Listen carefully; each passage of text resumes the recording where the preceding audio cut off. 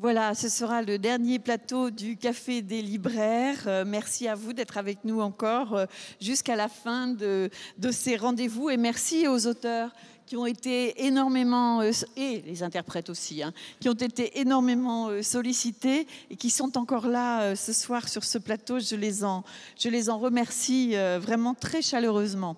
Alors, c'est le Café des libraires. Il y a un libraire sur chaque café qui se trouve positionné toujours ici de façon à ce qu'il voit bien tous les auteurs qu'il va interviewer.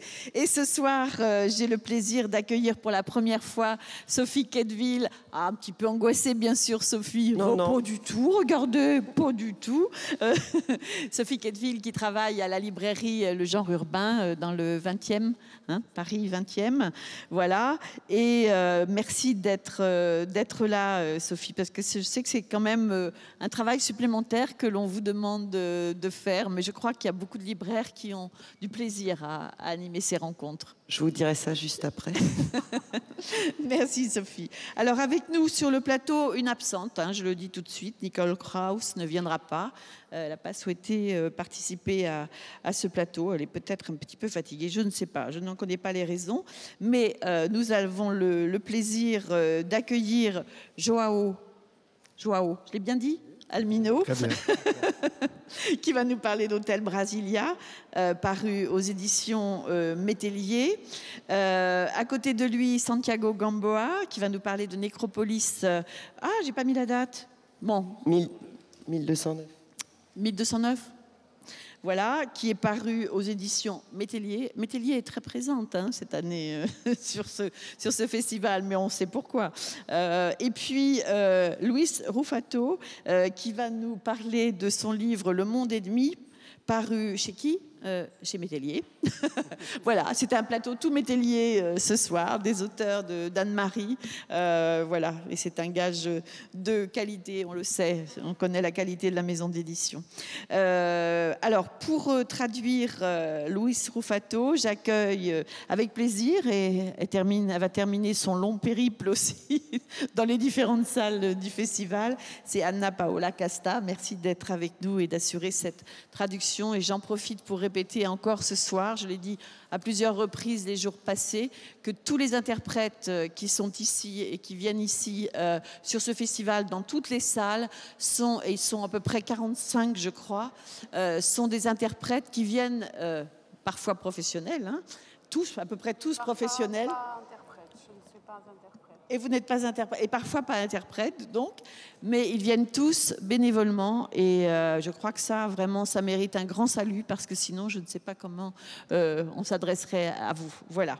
Donc, on commence tout de suite par qu'est-ce qu'on a dit par Luis Rufato. Non, par Joao, voilà, je me rappelle déjà plus. Voilà, Joao Almino, vous êtes auteur d'essais littéraires, comme d'essais philosophiques. Vous avez été enseignant dans de nombreuses universités, notamment à Brasilia, Stanford, Berkeley. Votre livre Hôtel Brasilia est le premier livre traduit en français. Voilà, et il a obtenu un prix de littérature du meilleur roman portugais. Et nous allons le découvrir ici grâce à la traduction qui a été réalisée par Geneviève Lebrich. Et je rappelle donc le titre, Hôtel Brasilia. Alors, c'est Sophie qui va nous dresser le décor. Et donc, c'est un livre dont la base est tout simplement la construction de Brasilia, de 1956 à 1960. Car, comme le dit Joao, Brasilia est un roman qui vaut la peine d'être raconté. Et c'est l'histoire de la famille du petit Joao Almino, qui vit dans la Cidade Livre, c'est-à-dire la cité libre.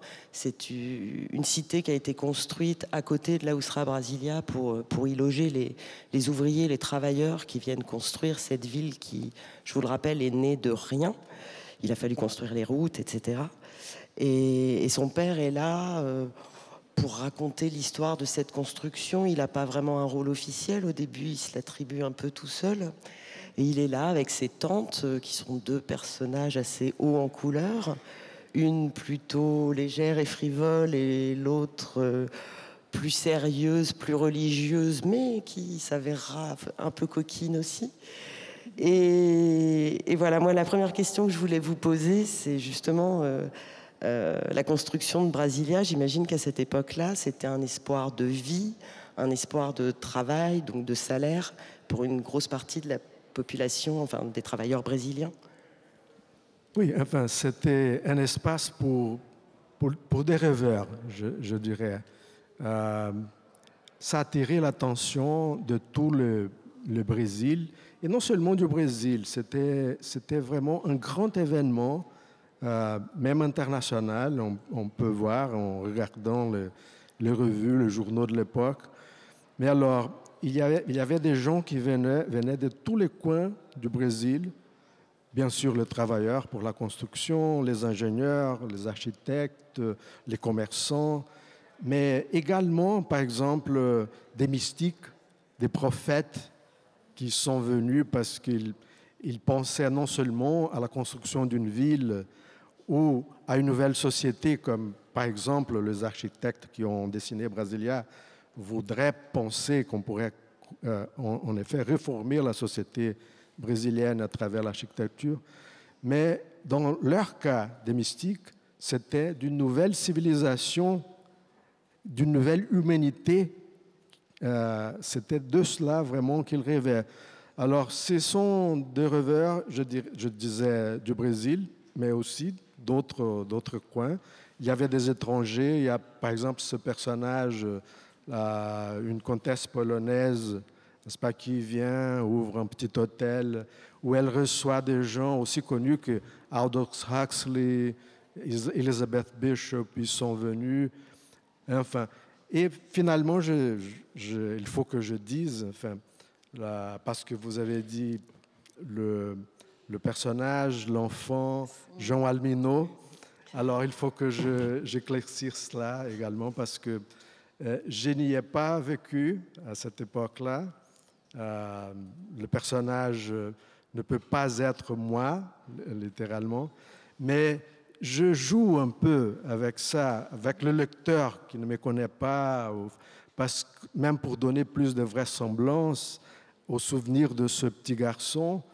Son nom est João, le même nom que moi. Mais juste pour revenir à une chose, j'ai dit tout à l'heure que c'était votre premier roman traduit en français, mais vous en avez écrit 5 sur cette ville. C'est une obsession, cette ville, pour vous.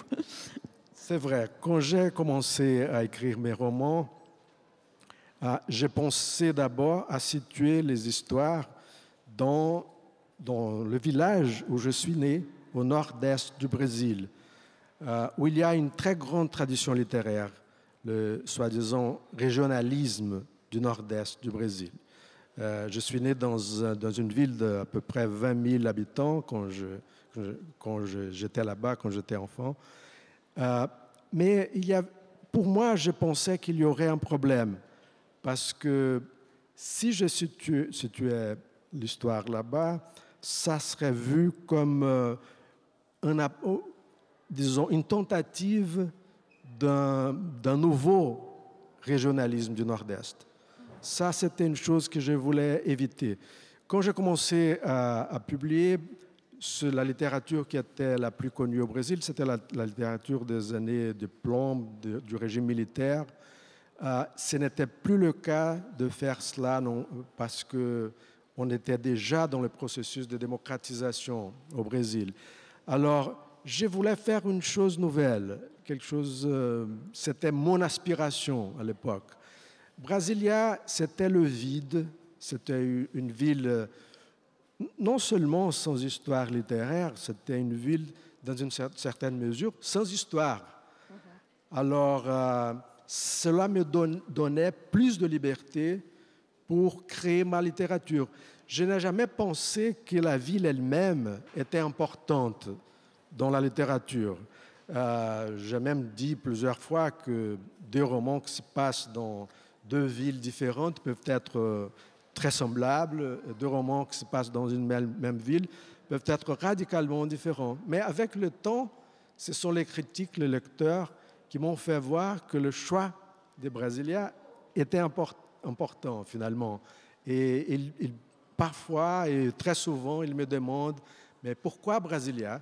Et j'ai finalement plusieurs réponses Toutes prêtes actuellement, maintenant. toutes prêtes, parce que Brasilia, finalement, c'est un projet qui accompagnait toute l'histoire du Brésil indépendant. Alors, il y a des raisons, finalement, pour que ces histoires se passent là-bas.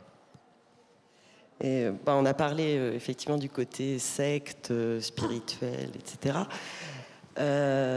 Donc c'est effectivement un des héros, je vais essayer de le prononcer bien, Valdivino, qui tout jeune, qui arrive là, qui ne rêve que d'une chose, c'est de construire des églises, qui est totalement mystique, et qui finalement rencontre cette femme qui à la fois est une femme légère dans une première vie et qui se retrouve en grande prêtresse, qui change de nom, qui devient Iris Kélémen et qui dirige donc cette espèce de ville à part, enfin, ou de village à part qui s'appelle le Jardin du Salut. Et effectivement, enfin, moi, la question que j'avais à vous poser, c'est il y a eu beaucoup de sectes comme ça, enfin, qui se sont créées au Brésil à ce moment-là.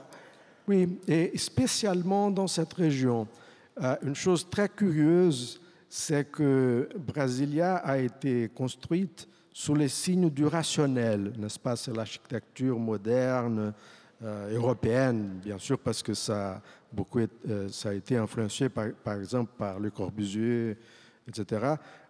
La ville, elle a un plan qui est presque mathématique. Enfin, on peut calculer exactement où l'on veut. Si on sait l'adresse, on peut voir géographiquement où ça se situe.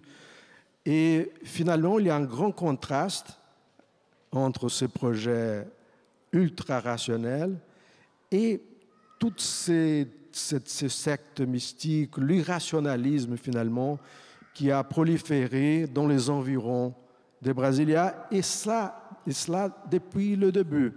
C'est-à-dire en 1956, quand les travailleurs arrivaient, quand les ingénieurs arrivaient, les premiers mystiques arrivaient dans cette région.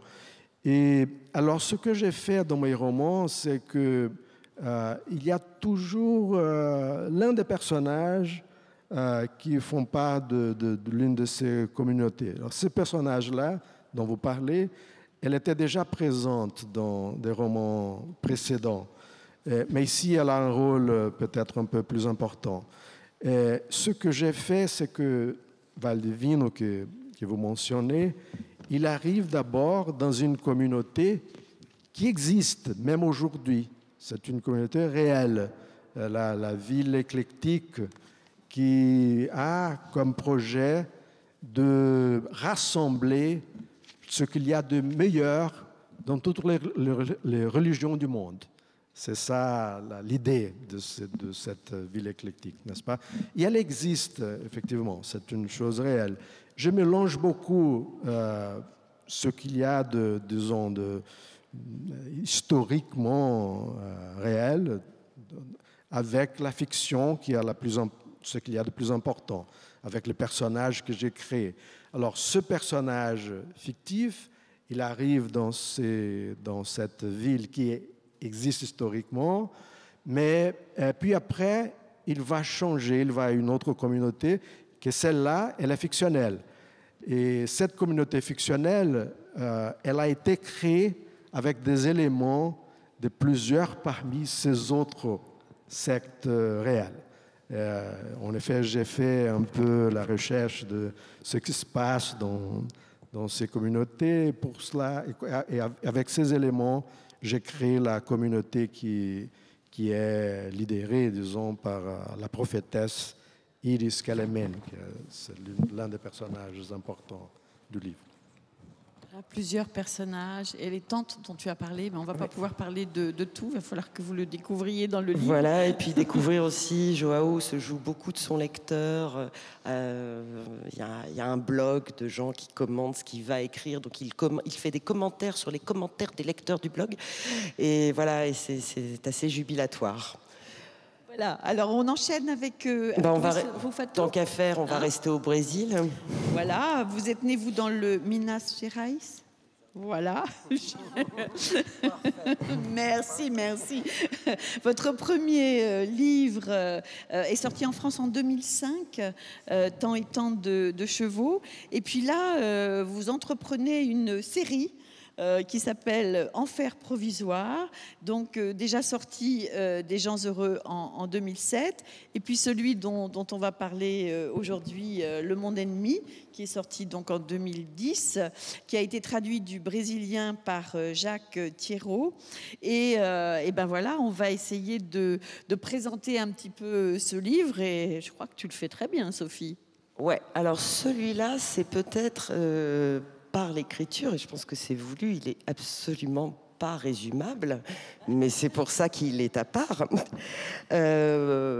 C'est dans une ville d'un État brésilien, je pense que c'est alors, comment tu as bien prononcé, Maëlle? Oui, parce que j'avais répété avant. Le Minas Gerais. Voilà. Minas Gerais. Donc, énormément de vies se croisent, qui sont toutes marquées par la violence, par la pression sociale. L'écriture de Louis est extrêmement fragmentée. C'est vraiment le témoignage d'une société qui est en décomposition et qui est présentée par bribes. Et en fait, le roman se construit un peu comme un bidonville. Il y a des gens qui se débattent, d'autres qui se laissent couler. Et étant donné que la série s'appelle L'Enfer provisoire, on peut en conclure, Louise, que pour vous, ce lieu-là, c'est donc l'enfer sur Terre. Bom, na verdade, esse Inferno Provisório é uma série composta por 5 volumes que tenta compreender a história do Brasil nos 50 anos que vão de 1950 ao final dos anos, final dos anos 2000. En réalité, c'est Uma série. c'est une série de 5 livres qui est censée compiler l'histoire du Brésil de 1950 aux années 2000. E ele se chama Inferno Provisório porque eu acredito que ele tenta, de alguma maneira, entender o que aconteceu na vida de pessoas que não estão nunca na história, nas páginas da literatura brasileira. Il s'appelle Enfer provisoire parce que il essaye de comprendre, expliquer pourquoi un peu l'histoire de ces gens qui ne sont jamais dans l'histoire du Brésil. Que são aquelas pessoas que, de alguma maneira, sem que fosse uma opção, elas tiveram que trocar o espaço amplo da vida rural, do mundo rural. C'est les gens qui, c'était pas une option, mais elles ont été obligées de choisir à un moment donné de changer l'espace rural, l'espace ouvert, pelo espaço exíguo de casas no subúrbio ou nas favelas. Pour des espaces très confinés, petits, dans les banlieues des grandes villes, dans les favelas ou dans des petits appartements. E o tempo, tiveram que também trocar o tempo sucessivo das pequenas cidades pelo tempo simultâneo das grandes cidades. Ils ont aussi été obligés d'échanger le temps des petites villes, qui est un temps qui se suit, par le temps qui se vit en simultané dans les grandes villes. Agora, eu gostaria de acreditar otimistamente que Inferno é provisório porque vai se transformar numa coisa melhor. J'aimerais croire, de façon très optimiste, que l'enfer est provisoire parce qu'il deviendra quelque chose de meilleur. On sent que même s'il y a peu d'espoir pour certains des personnages, l'amour est encore là, qu'il soit maternel avec Bibika, qui est un des personnages flamboyants du livre, qu'il soit fugace, qu'il soit infidèle parfois, ou qu'il soit amical. Finalement, le livre démarre avec 2 amis d'enfance qui se retrouvent, puis ces histoires d'amour. C'est l'amour qui nous sauvera. Sim. ao fim e ao cabo, é o amor. Finalement, oui, c'est l'amour. Agora, eu acho que, no fundo, o que todos os personagens buscam nesses 5 volumes é uma coisa, digamos assim, mais básica, que é uma sobrevivência digna. Mais finalement, ce que tous les personnages cherchent dans ces 5 volumes, c'est quelque chose de plus basique, c'est une existence digne. E, nesse sentido, eu acho que eu tentei construir uma série de livros que fossem, que eles estivessem na contramão de uma visão populista e paternalista. En fait, ce que j'ai essayé d'écrire, c'est 5 livres qui vont aller à l'encontre d'une vision de la littérature, une vision paternaliste et populiste de ces personnages. Que esses personagens são pobres e, portanto, sempre foram compreendidos de um ponto de vista também de psicologia pobre e linguagem pobre. Ces personnages sont pauvres et ont toujours été vus comme, d'un point de vue psychologiquement très bas, pauvres, et psychologiquement et du point de vue du langage aussi, ils ont été traités de façon très pauvre. E o que eu tentei fazer exatamente é colocar esses personagens com psicologia complexa, com uma linguagem complexa, visando uma vida mais, enfim, uma vida melhor, mais digna e, ao fim e ao cabo, buscando a felicidade. Ce que j'ai essayé de faire, c'est de donner un langage plus sophistiqué, une psychologie plus sophistiquée à ces personnages, dans l'objectif de retrouver une vie meilleure. Et finalement, le bonheur. Alors, on parle beaucoup de votre style, on parle beaucoup de fragmentation quand on parle de votre style d'ailleurs. Et puis, il y a des choses quand même un peu surprenantes. On n'est pas habitués, nous, dans un livre comme ça, à avoir des caractères en gras, des phrases entières, des choses comme ça. Qu'est-ce que vous avez voulu faire? Qu'est-ce que vous voulez faire avec cela? A nossa literatura brasileira, sempre que tentou descrever a sociedade, sempre foi a partir de uma visão naturalista. La littérature brésilienne, à chaque fois qu'elle a essayé de décrire la société, a été toujours à partir d'un point de vue naturaliste. E eu tentei trazer para dentro da literatura outras linguagens. J'ai essayé de ramener au sein de la littérature d'autres langages. Que são linguagens contemporâneas, como a linguagem do cinema, do teatro, da publicidade, do jornalismo. Des langages contemporains, du théâtre, du cinéma, du journalisme, de la photo. E, de alguma maneira, eu acho que eu sou filho de uma tradição que é lateral da história da literatura. Et en réalité, je pense que je suis né de uma linhagem da literatura tradicional, mas que pela marginal à literatura tradicional. Je suis née d'un fil conducteur, d'un lignage de littérature traditionnelle, mais par la marginalité à cette littérature. E tem então toda uma relação com as vanguardas do final do século XIX na França. Qui a un rapport avec le mouvement avant-garde du 19e siècle français. E o Nouveau Roman, o Lipo. Eu sou filho dessa tradição francesa de experimentação. Je suis un fils de cette littérature française d'expérimentation, de nouvelles. Moi, je clôturerai juste en vous donnant les derniers mots du roman.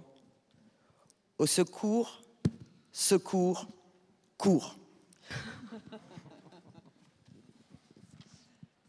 Voilà, eh bien, on va présenter maintenant votre livre, Santiago Gamboa, Nécropolis 1209, un livre traduit par François Gaudry. Auparavant, je vais vous présenter rapidement, parce que je crois qu'on vous connaît. Est-ce que vous êtes déjà venu à America? Mais non, jamais pas à America, c'est à Étonnant Voyageur. Ah oui, je me disais, parce que mais non, America, c'est idiot ce que je vous dis, mais bon, c'était à Étonnant Voyageur. Voilà, vous êtes né à Bogota, vous êtes journaliste, grand voyageur, vous avez vécu dans beaucoup de villes, à Paris, à Rome, en Inde. Vous êtes installé à Rome pour toujours maintenant, ça y est, vous avez... Oui. Voilà, pour toujours.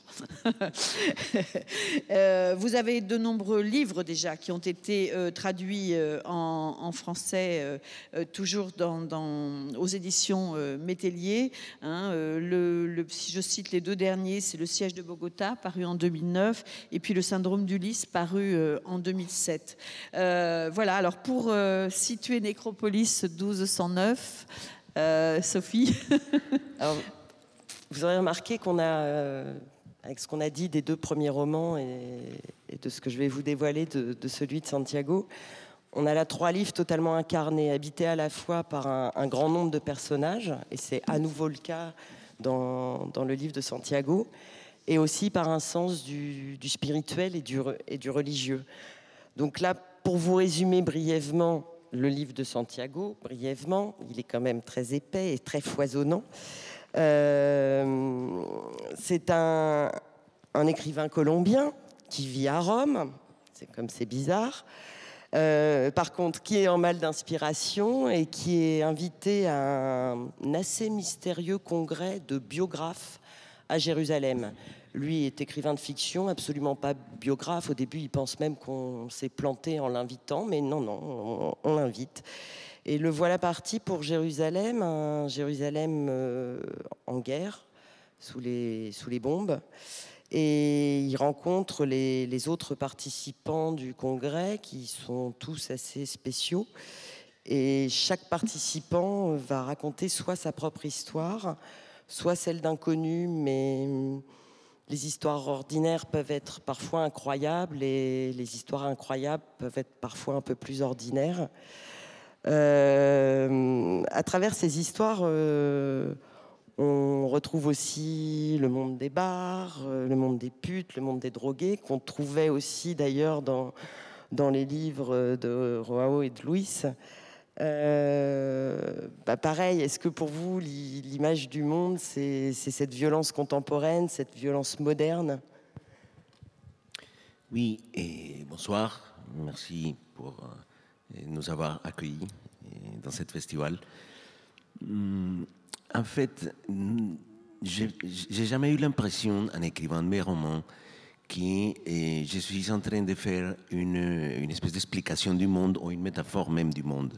Et je crée souvent des personnages qui sont pas du tout comme moi. C'est des gens qui ont des vies beaucoup plus dans la ligne presque de la marginalité, voire carrément de l'autre côté, et qui essayent toujours de survivre et d'inventer des motifs même pour continuer dans le monde, et d'essayer de trouver dans la vie des éléments qui leur puissent donner peut-être un jour de plus. Et de cette façon, les personnages construisent des vies, construisent des aventures humaines qui sont très aux limites. Et moi, je ne pense pas que le monde soit tout comme ça. Mais il y a ça dans le monde, bien sûr.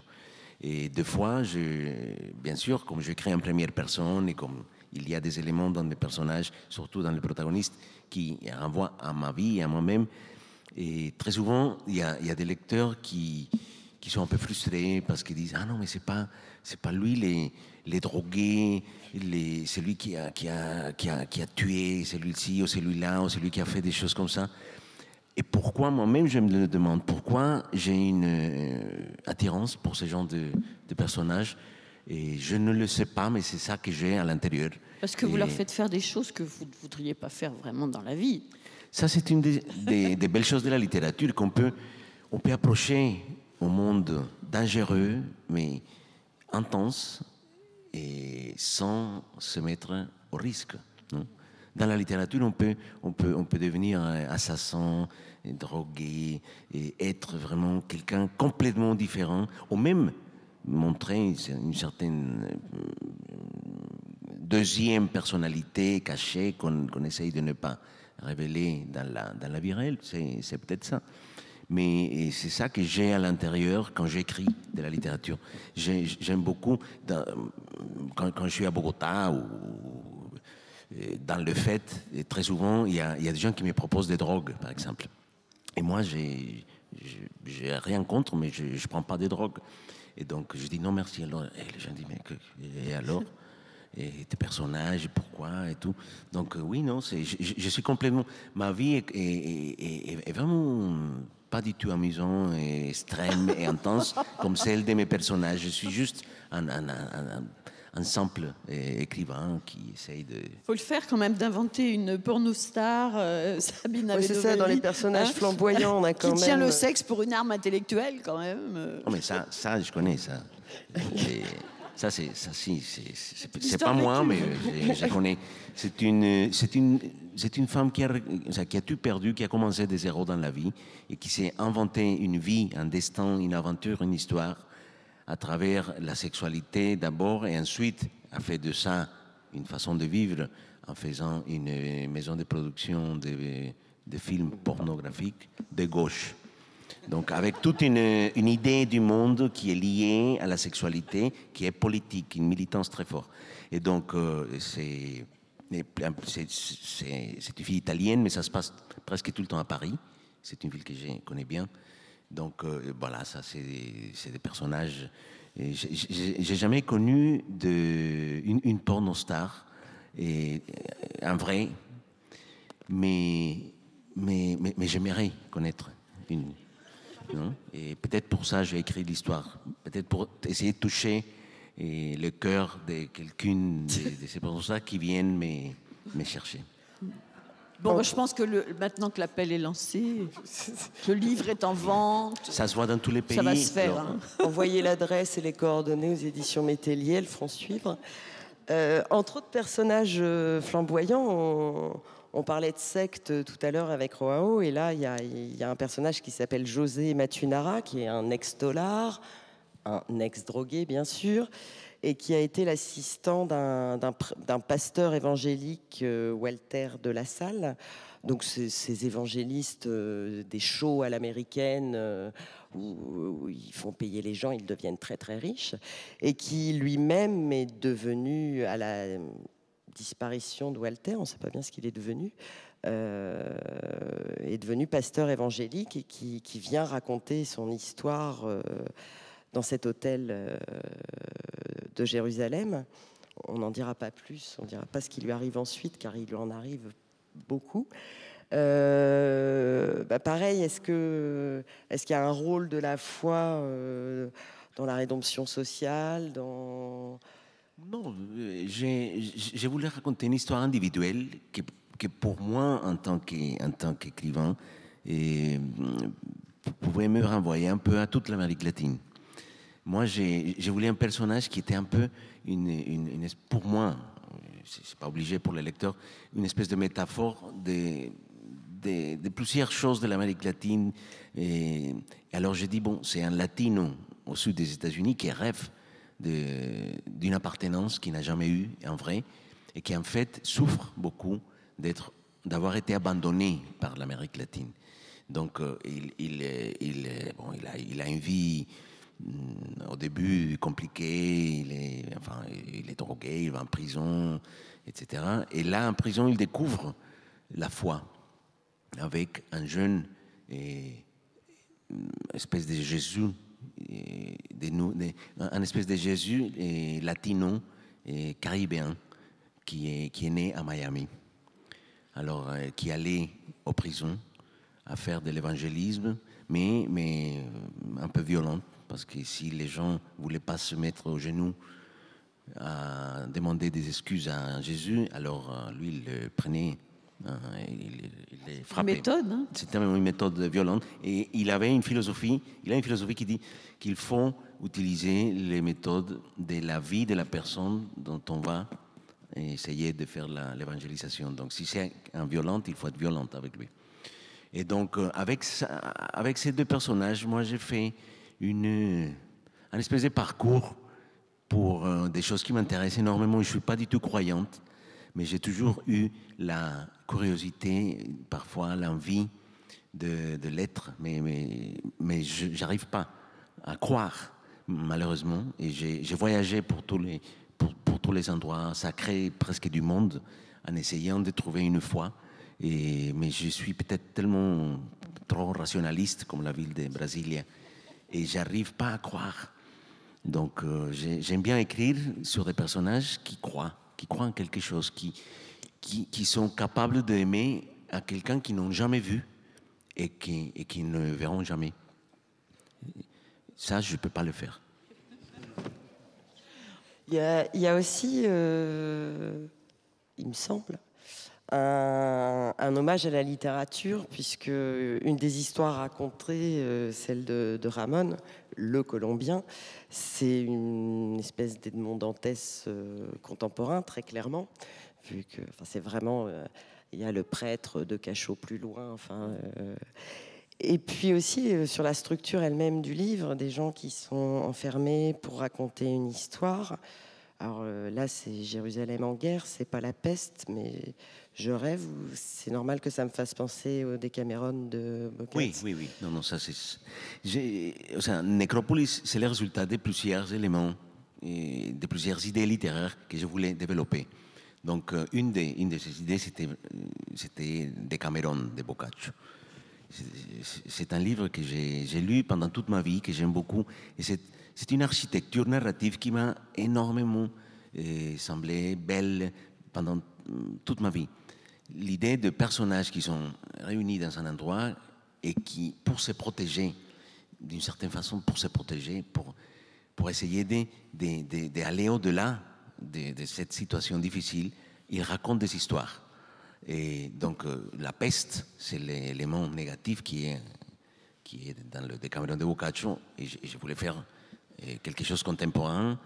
Donc, il n'y a plus de peste, mais alors je pensais à la guerre dans la ville qui est un peu la métaphore de la destruction qu'est Jérusalem. Ce n'est pas une Jérusalem politique liée au conflit israélo-arabe, c'est une Jérusalem littéraire, mythique. Et c'est la métaphore de la ville qui a été détruite plusieurs fois. Jérusalem comme Pékin ont été détruites complètement, 100%, plusieurs fois, et puis ensuite reconstruites. Donc, et ces éléments-là m'ont mené à cette espèce de construction d'architecture littéraire. Et bien sûr, le Comte de Monte-Cristo. Moi, j'aime beaucoup les personnages, mettre dans les personnages des choses à moi aussi de temps en temps. Et donc, j'aime beaucoup, depuis 10 ans, la littérature. Et donc, tous mes personnages aiment la littérature. Et je crois que c'est comme ça. Les écrivains alcooliques, tous ces personnages boivent. Non?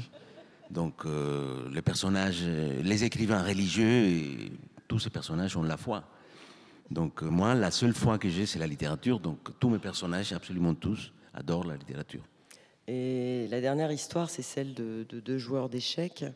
Et je pense que juste une des phrases de Santiago, qui à mon avis va parfaitement conclure, c'est dans ces aventures simples qu'est la lettre menue de l'histoire. Et c'est tout à fait ça. Et après, on a été très sérieux sur le livre de Santiago, mais le livre de Santiago est aussi très drôle, comme toujours. Je crois qu'on l'a un peu compris quand même. Voilà, vraiment 3 livres très différents, 3 structures, 3 écritures très différentes et 3 livres qu'on vous conseille. Hôtel Brasilia de João Almino, traduit du brésilien par Geneviève Lebrich, paru aux éditions Métellier. Bon, ils sont tous les 3 parus aux éditions Métellier, j'arrête de le dire. Le livre de Santiago Gamboa, Nécropolis 1209, traduit de l'espagnol Colombie par François Gaudry, et puis le livre de Luis Rufato, Le Monde Ennemi, traduit du brésilien par Jacques Thiéraut. Voilà, je crois que pour une première fois, c'était vraiment très réussi, Sophie. Je te remercie pour cette participation à ce Café des libraires dont nous allons fermer les portes maintenant, en vous remerciant d'avoir suivi assez nombreux, je dois dire, au fil de ces 3 jours, puisque nous avons commencé vendredi après-midi, toutes les rencontres qui se sont succédées ici d'heure en heure. Je voudrais dire un mot, si vous me le permettez, avant de remercier les principaux éléments, si j'ose dire, de ce festival. Vous me permettrez de remercier aussi les équipes techniques, c'est-à-dire toutes les personnes qui se trouvent derrière les caméras, qui se trouvent derrière la console de son, qui se trouvent à la régie qui est placée là-haut, parce qu'elles ont eu des journées très denses, et entre autres celle d'aujourd'hui, puisqu'il n'y a eu aucune interruption depuis 11h ce matin, et je peux vous assurer que c'est une dépense d'énergie très forte. Alors, si ça ne vous ennuie pas, j'ai envie qu'on les applaudisse aussi. Voilà. Bravo. C'est un très beau festival que ce festival américain. Et on a eu vraiment des moments formidables. C'est un très beau festival que j'aime. Bonsoir.